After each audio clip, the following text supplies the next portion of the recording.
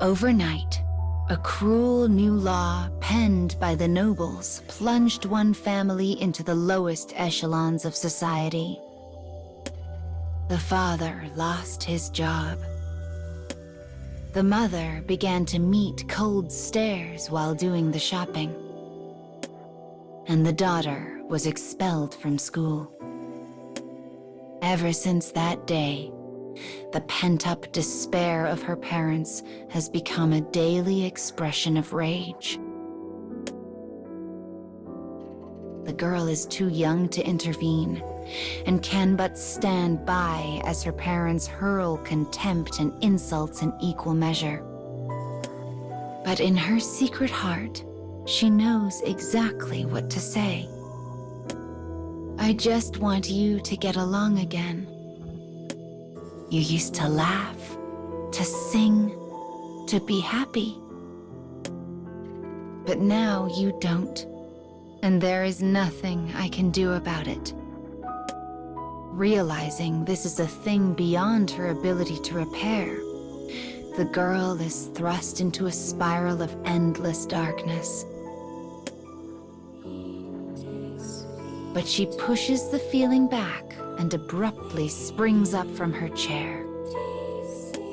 She has just come up with an idea. An idea that will make her parents love again. Her heart leaping with joy, she dashes from the room and out the door.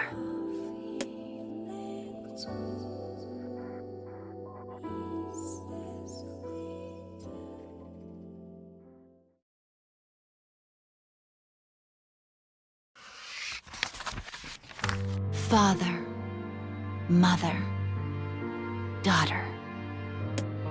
It is a perfectly normal family, one found anywhere and everywhere. But an unfair law forces this family to be the subject of poverty and discrimination. The parents curse their own misfortune and permit their resentments to run wild. But the wounded girl has come up with a plan to bring them together once more. In her room, she unfurls a dirty scrap of paper and takes up her pencil. Her eyes narrow in concentration as the lead skitters across the page. Soon, the image begins to take shape. Though crude, it is clearly a picture of her mother and father holding hands. The daughter carefully puts the finishing touches on the picture, pouring her entire heart and soul into its creation. All the while, she thinks back on her precious memories of a household filled with happiness. She completes the drawing by giving the subjects a pair of gentle smiles. She wants them to be like the picture, to get along again. This is her most fervent wish.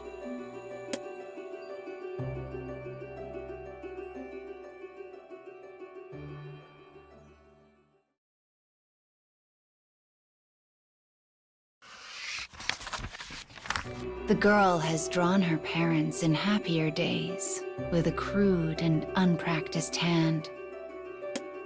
She feels confident they will stop fighting once she shows them her creation. She knows it will make them remember better times. Her mother sits silently at the table. With hope in her heart, she shuffles up and places the picture in front of her. But the wife is still not recovered from the latest argument with her husband, and she shoves the drawing aside without a glance. "Go away," she mutters. "I don't feel like playing right now." Her weary eyes never leave the surface of the table. The girl stands rooted in place, unsure of what to do next. Eventually, she comes to a realization. She is sad, unbearably sad, and this sadness is threatening to consume her. This feeling, this pain, is so overwhelming that she cannot even begin to express it. The next thing she knows, she is running from the house with tears streaming down her face. Behind her, she hears her father begin to yell. Maybe he yells at her, or maybe her parents are fighting again. But she continues to run, and the raging voice eventually fades to nothing.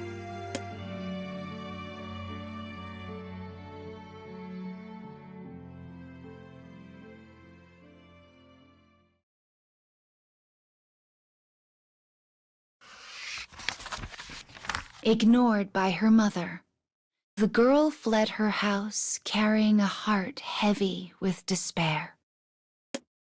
Having regained some modicum of control, she now sits silently and still in the cool night air. Not wanting her parents to worry, she finally forces her feet to begin the long trek home, a journey made all the harder by the anchor of her weary soul. I wonder if they're still fighting. The girl approaches a window and peers inside to find her parents sitting across the table from one another. Her mother is speaking. Their life has been one of constant discrimination and poverty ever since the law was unveiled. Their formerly strained livelihoods became even more difficult.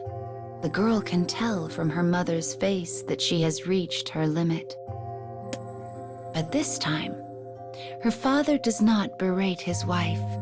Instead, he simply sits and listens to her words. Because even I. As tears begin to flow, her mother abandons her husband at the table and vanishes deeper into the house. Rather than follow, the man unfolds a dingy piece of paper and stares at it. It is the girl's picture, the same one her mother rejected earlier that day. Quietly, her father stands and sets the crude drawing gently on a shelf. The daughter knows that shelf well. It is the place where he keeps his most precious things. It holds letters he and his wife exchanged during their courtship, pressed flowers given to him by his daughter, and seashells collected by the family during a rare day of rest at the beach. The daughter is not alone in her dream.